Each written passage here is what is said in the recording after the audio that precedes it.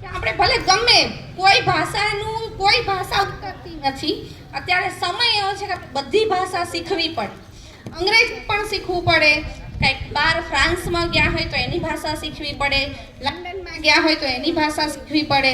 પણ એ બધાથી ઉપર છે આપણી માતૃભાષા. એને આપણે ક્યારેય ભૂલવી જોઈએ નહીં. માતૃભાષા એટલે આપણી માતા દ્વારા મળેલી ભાષા.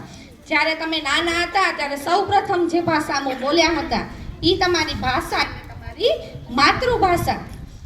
શાહબુદ્દીન એમ કહેતા ભાઈ કે કૂતરું પાછળ પડ્યું હોય તો આપણે એને હૈડ કહેવું પડે તો એ સમજી જાય. હૈડ કયો એટલે કૂતરાને ખબર પડી જાય કે હવે ભાઈ આપણે અહીંથી ભાગવું પડશે.